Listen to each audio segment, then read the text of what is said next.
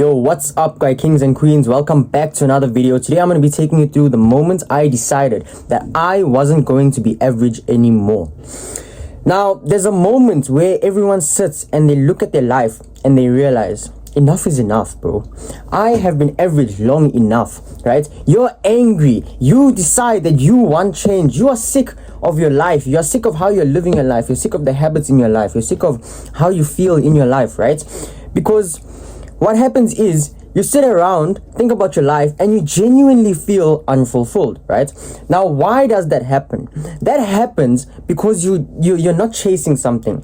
It comes from a lack of purpose, right? Basically, when you're not chasing something or you're not pursuing a dream or a goal and you're being unproductive, you're most likely participating in bad habits, and those bad habits is what is ruining your dopamine. It's what's making you feel like shit. It's what's making you feel worse. But on top of that, the fact that you're not chasing a goal or a dream or an ambition, or you're not chasing something, means you don't have purpose, which is why, and another reason that you're feeling are so unfulfilled, right? Because of where you spend your time based on your habits, right? So today, I'm going to give you the solution to becoming someone you respect and not being average anymore. And make sure you stay tuned, because the last one I've got saved for you is the biggest one yet. So let's go through the solution, right? The first thing that I have to say is the reason you feel this way is based on your habits. So let me tell you a story about me. In 2020, I was depressed and suicidal, right? Now, of course, I was also very young at the time, and I think I might have had a chemical imbalance because the antidepressants fixed that probably. But I'm going away from the point here. I was depressed in 2020.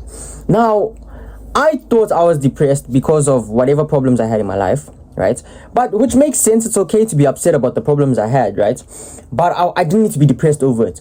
But what it actually was is, for those of you who remember, 2020 was lockdown. So because it was lockdown, I was stuck at home every single day. And because I was stuck at home every single day, and I was still a young teenager, I was fucking around, bro. I was sitting on my phone. I was scrolling Pornhub. I was scrolling the whole day, right? I was playing games, playing Call of Duty Mobile the whole day, right? And not hitting workouts, not doing anything productive, right? And I used to wonder to myself why I was depressed, right?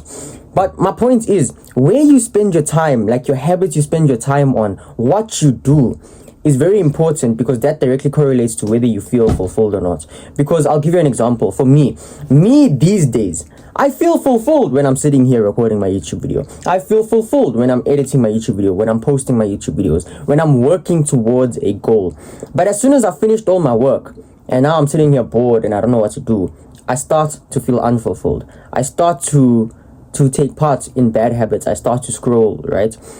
And these things are ruining my dopamine. They're making me feel worse at the end of the day. It's making me feel unfulfilled. So even for me, coming from someone who is chasing their purpose, who is chasing their goals and their dreams and their ambitions, I feel unfulfilled when I take part in these bad habits. So if it's happening to me, it's definitely happening to you. And especially if you're not working towards a purpose, right? At that point, it's like multiplied, right? So now you need to look around and you need to decide that something needs to change, because there is definitely a change that needs to happen. Otherwise, you're going to continue staying average forever and you're going to continue living an unfulfilled life, right?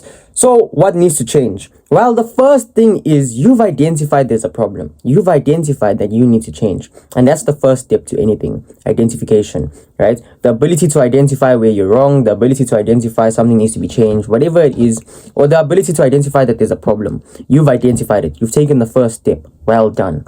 But now we've got another step. The next thing you need to do now is you need to work towards solving the problem, right? How are you going to solve this problem of feeling unfulfilled in life, right? Well, you need to solve these problems by getting good habits, right? You need to start a habit tracker and you need to get your life in order. Let me go into detail about that for you, right? So get good habits. What are some examples of those good habits? A cold shower, right? I do cold showers, but By the way, when I do my cold shower, I don't stand in the cold water the whole shower. What I do is the first 5 or 10 seconds is cold and then back to a normal shower, because no one wants to do that, right? When I wake up in the morning and I have to go take a shower, I don't want to stand in 5 to 10 seconds of fucking ice cold water, you understand? But that's why I do it. So cold shower is an example of a good habit. Journaling is an example of a good habit. Meditation is an example of a good habit. Hitting the gym is an example of a good habit. Reading books is an example of a good habit. Going for a run is an example of a good habit. Sitting in silence to think about your thoughts and process your thoughts is a good habit, right? Cleaning your room, cleaning your environment, whatever it is a good habit, right? And if you ever find yourself bored for no reason, do some push-ups, right? It's that simple. Go for a run. When I find myself bored sometimes and I'm feeling really shitty that day because I was scrolling and I finished my work already, but I want something more to do and I don't know what to do, I go for a run, right? Because I feel better after that. Literally, I've accomplished something. I push myself to do something I don't want to do because I don't like running. I've pushed myself hard in that run because I know I always push hard. And yeah, I made good use of my time instead of sitting around and scrolling like I was doing the rest of the day, right? Making me feel unfulfilled, right? So you need to get good habits. I've just listed some of these good habits for you. Now, what are you going to do to get consistent with those good habits? The first thing you need to do is develop a habit tracker. Now, what does that mean? That means you need to go and write all the habits you want to be consistent in, and you need to write the dates on the side of the lines to tick or cross whether you've done it or not, right? So let me show you mine. Here is mine. A cold shower every morning, write down my goals every day, read 5 to 10 pages, work on my personal brand, which is my content, track my day, meditate, YouTube live, TikTok live, and I rate my day at the end of the every day, right? So this is what I want you to do. I want you to develop a habit tracker like this, right? Where you've got the habits you want to be consistent in and you're tracking them. Here's the days of the month, right? You're tracking them because that is how you're going to be consistent, right? This is where you start to build yourself. You need to become better and you need to kill the weaker version of yourself. Every day, bro, it's you versus you, and one of you has to die.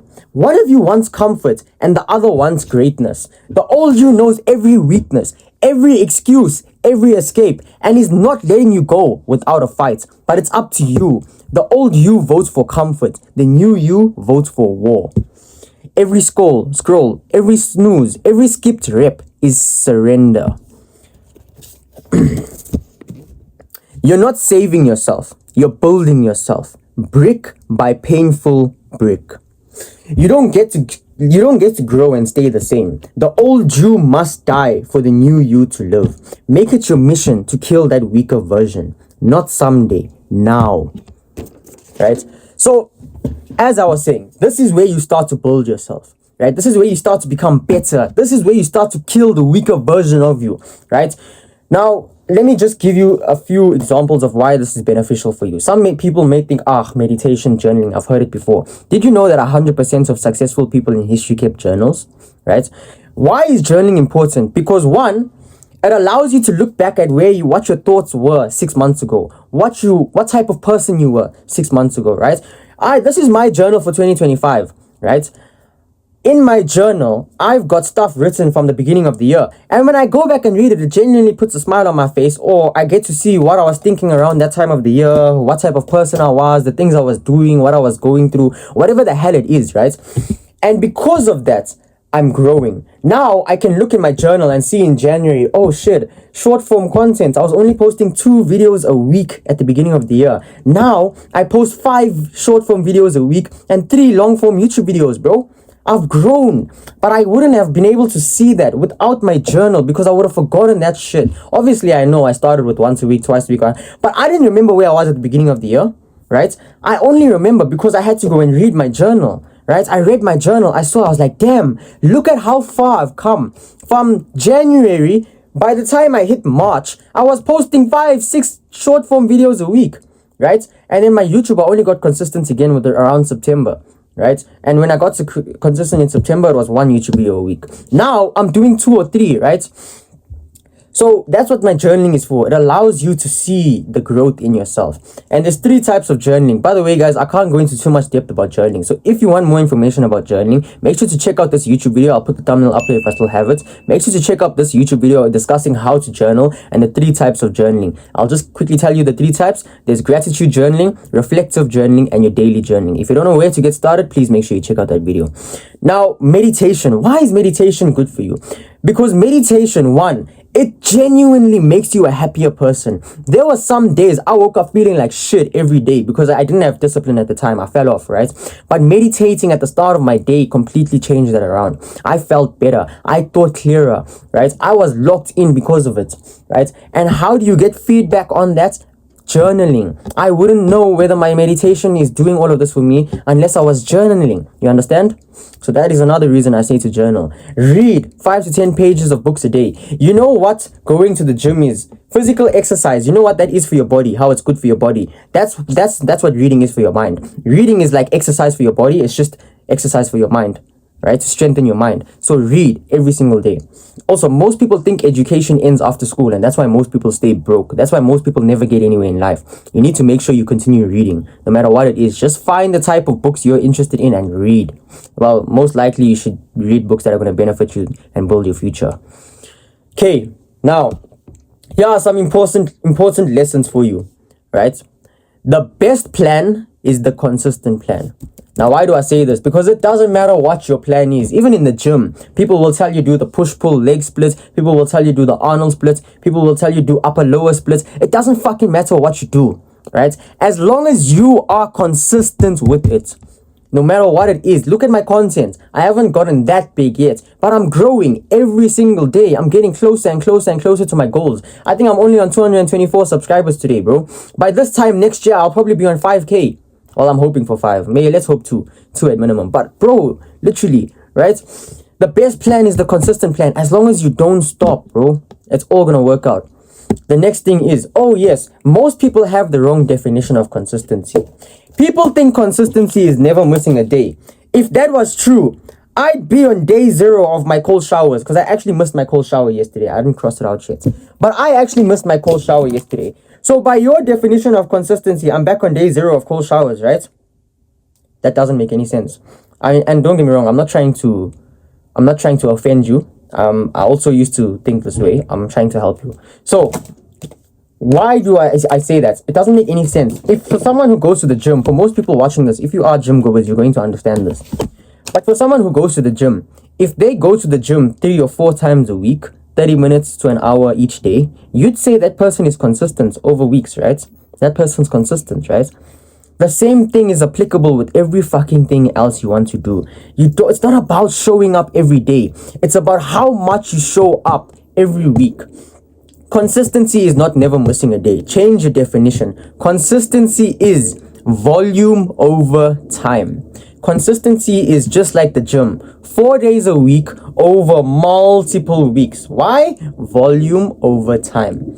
The same thing is applicable with your habits. So of course, I'm trying my best to do my habits every day, right? But if you miss a day, it's not the end of the world. Consistency is about volume over time. How much you stayed with that habit, even if you missed a day or 2 here or there, it doesn't matter. It's about how much you stayed with the habit when you had the habit. You understand?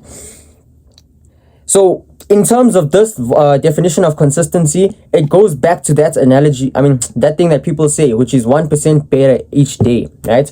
And it works the same way with the consistency. 1% better each day over months and years is a big change, which is why every day you should aim to be better than the previous day. Right? And my last lesson for you, which is the most important one that I wanted to leave for you, is you need to aim for 3 wins every day. You need a mental win, a physical win, and a spiritual win. How are you going to get those wins? A spiritual win, simple, I pray, right? My mental win, what do I do for that? I push myself hard as fuck when I'm at the gym.